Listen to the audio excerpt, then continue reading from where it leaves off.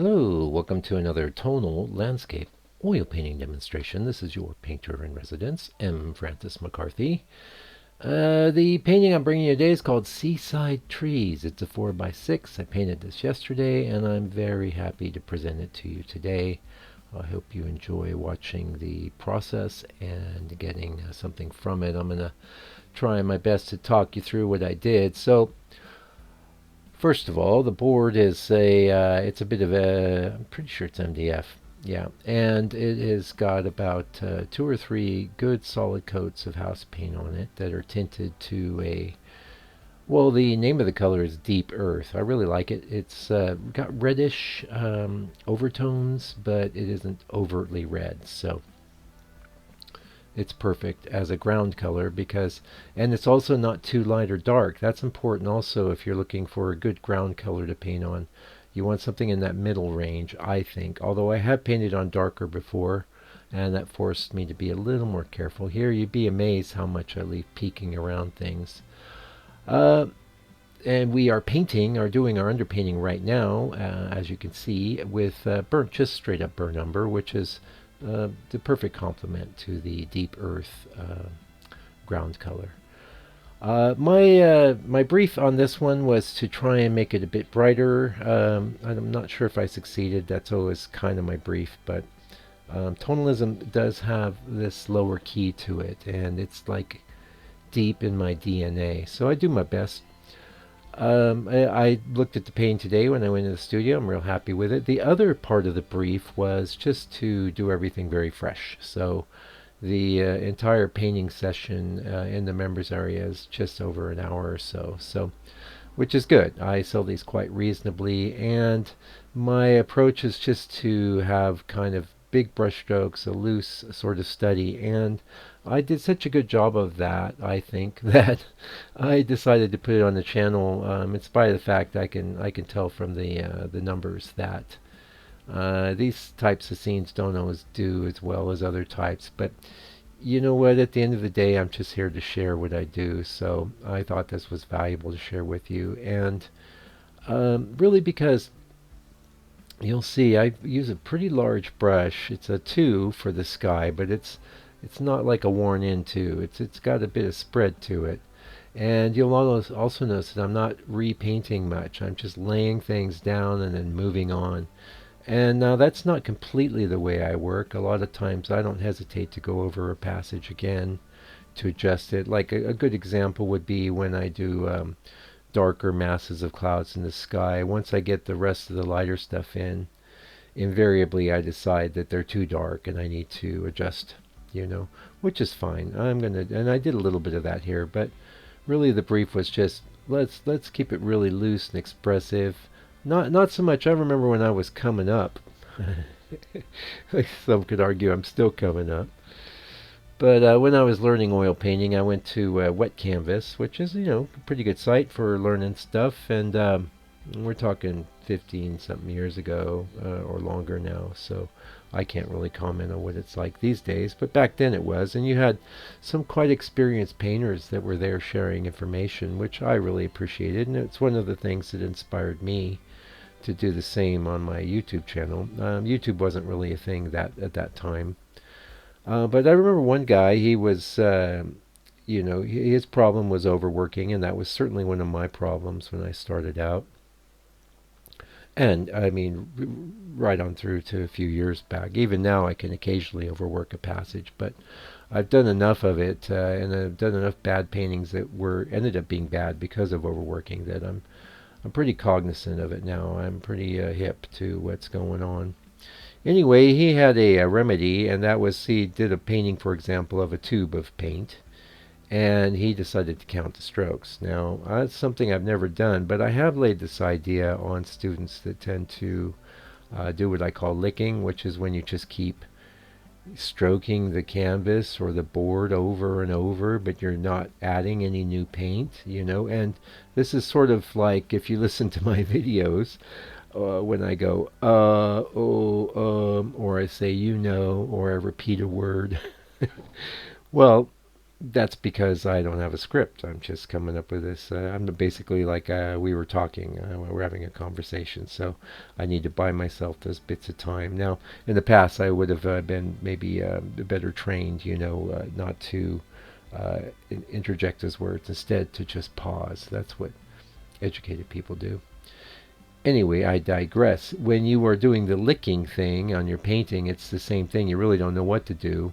And the best thing to do is pick the brush up off the board and think for a minute about the next thing you're going to do and then do it. Don't sit there ruining the expressive strokes you laid down. Especially when I've said this on the channel quite a lot, but especially when you're an amateur, a painter starting out, you do still have something to offer. You need to gain experience, but you are a human being having a unique experience of this reality, and that will come through in your painting, especially if you just have the confidence to lay down some strokes and leave them alone. Now, it's fine, like I said in this one, that's pretty much what I was doing, but there's a couple places where I decided, that's not fitting in. I'm going to go over it again. Uh, Ultimately, though, to get that expressive quality across is really the key thing. That and, of course, composition, masses, all that. But we talked about that a lot. I don't want to get into that too much in this video. I'd rather talk about just keeping it fresh, which I think is what I did here. That sky didn't take me all that long. And but I was happy with it. Now, another tip: people in the members area would know this because they're hearing me do this actually live. And apologize to you members right now. We have the cicadas out here. They're still going like gangbusters. Although, in this video, if you're in the members area, I figured out a way to EQ a lot of that out. So it only took me, I don't know, a lot of videos. But members area gives you like a raw take on things, like you were there in the studio with me, like a student or a fly on the wall. And they would hear about my struggles, and that is definitely one of them. Okay, we got an ad for the book coming up. Oh, I didn't speed this up all that much, but that's okay. You get a good look at it. We shipped a couple books out this week, and I appreciate the support.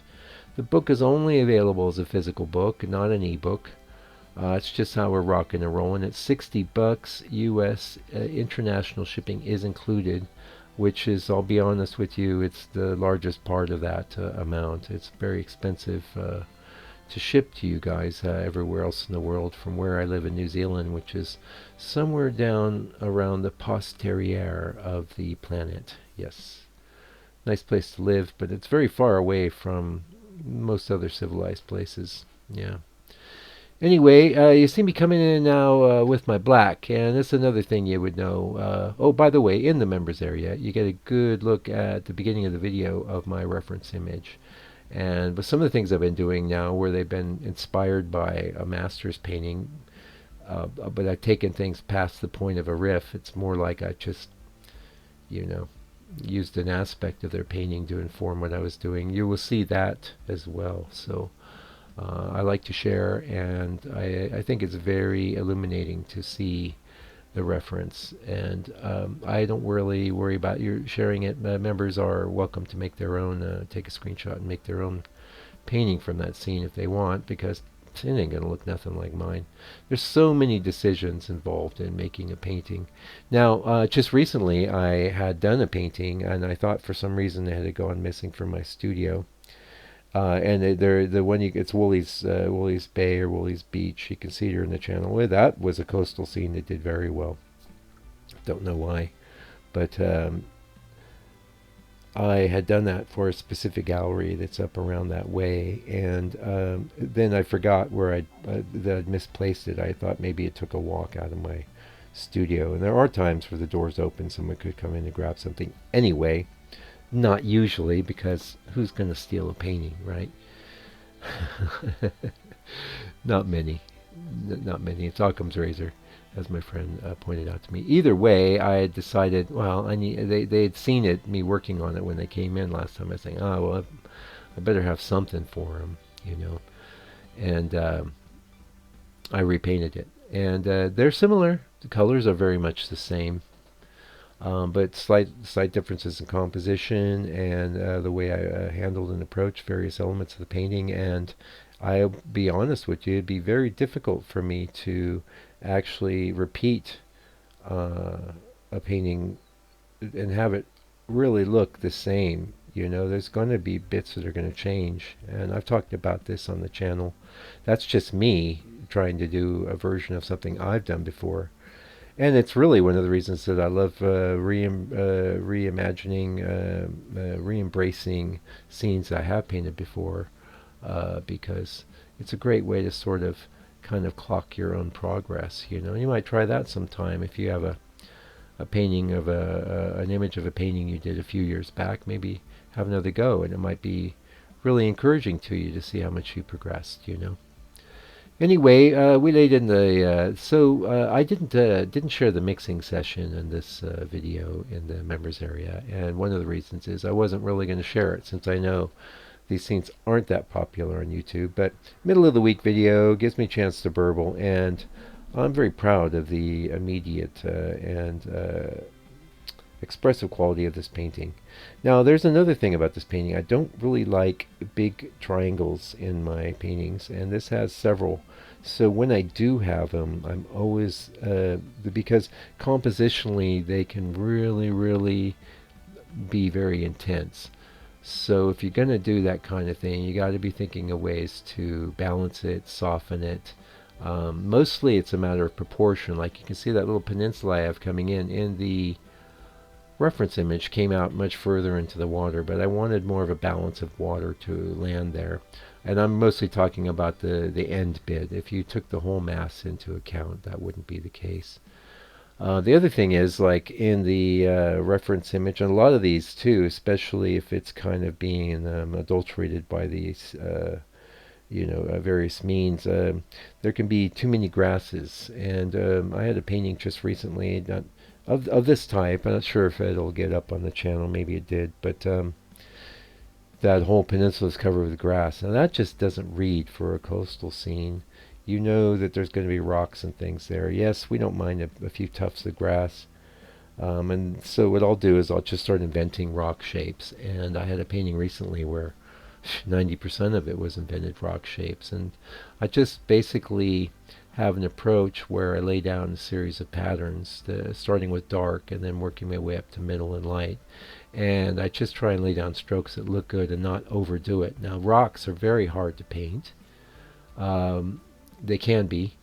Now, at the end of the day, I would tell a student that told me that rocks were too hard to paint, I'd probably say, oh, it's all just shapes, get over it. But taking that into account, that it is just shapes, the reason that rocks are hard to paint is because they have an interesting combination of...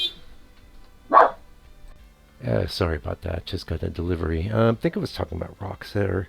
Or rocks especially, they're just an odd combination of light and dark, and you don't want them looking round and soft, and if they're too sharp, they attract too much attention.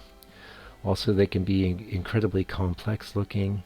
So here's my advice on the old rocks, and you can see this is mostly grass in the reference, but I did mostly rock, and then just started putting in a few splashes of green, and it totally reads.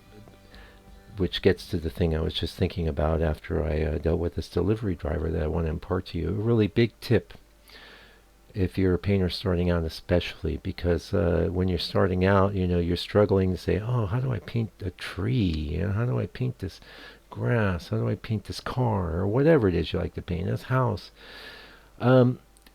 So what you're going to do is you're going to really work hard, which is good. I think you should.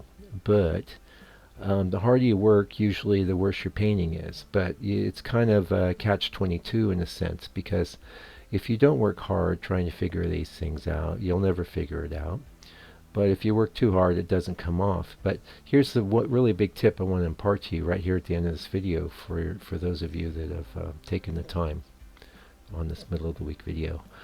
The viewer of your painting knows nature, and they can very easily provide missing details. So you want to err on the side of just getting the shapes in the right place, the big shapes. You could go into the middle size shapes as well, and then maybe a few details, but just leave it alone, especially if you're inexperienced, and your paintings will come off so much better. I mean so much better. Probably the biggest, best tip I've ever laid anyone on this channel. Anyway, I appreciate you coming around, and until I come back with another video for your edification and enjoyment, I hope for your edification and enjoyment anyway, do me a favor, do me a solid, take good care of yourself, your family, all your loved ones. Stay out of trouble. God bless you and your family, and please fight the power.